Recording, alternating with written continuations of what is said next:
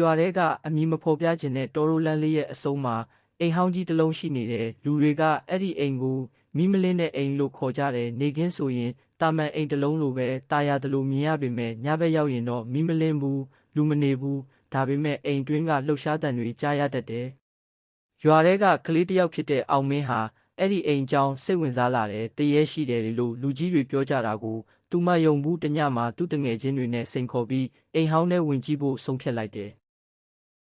လမ်းမင်းလင်းအောက်မှာသူတို့၃ယောက်အိမ်ရှိရောက်လာတဲ့တကားကိုလက်နဲ့ထိုးလိုက်တာနဲ့ကီးလို့အတန်ထွက်ပြီးတကားကကိုယ်တိုင်ဖွင့်သွားတယ်လို့ဖြစ်သွားတဲ့အတွင်းထဲကလေးတစ်လုံးမျက်နှာကိုထိုးတယ်လို့လှမ်းလာတယ်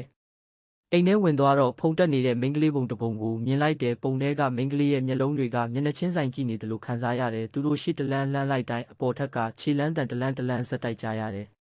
ဘသူလဲလို့အောင်မင်းတန်တိုးတိုးနဲ့ခေါ်လိုက်တယ်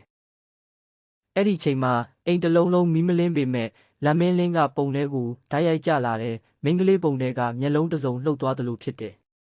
တငယ်ချင်းတယောက်လှည့်ကြည့်လိုက်တော့နောက်တကားကပိတ်ပြီးသားအပြင်ထွက်လို့မရတော့ဘူးအပေါ်ထက်ကလှုပ်ရှားတံရက်သွားပြီးတိတ်ဆိတ်သွားတယ်ပြီးတော့နားနီးနီးမှာတိုးတိုးလေးအတန်တစ်ခုကြားရတယ်ဒီအိမ်ကိုဝင်လာတဲ့သူတွေပြန်မထွက်နိုင်ဘူး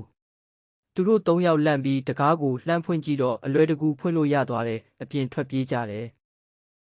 နောက်နေ့မနက်မှာအောင်မင်းတယောက်ထဲအိယာကနိုးလာတယ်တငယ်ချင်း2ယောက်ဘဲသွားမသိဘူးရွာသားတွေကလည်းမနေ့ညကအောင်မင်းတယောက်ထဲပဲလမ်းပေါ်ရှောက်နေတာမြင်ခဲ့တယ်လို့ပြောကြတယ်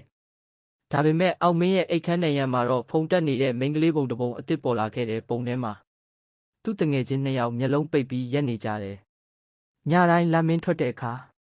ပုံထဲကမျက်လုံးတွေလှုပ်နေစေပဲ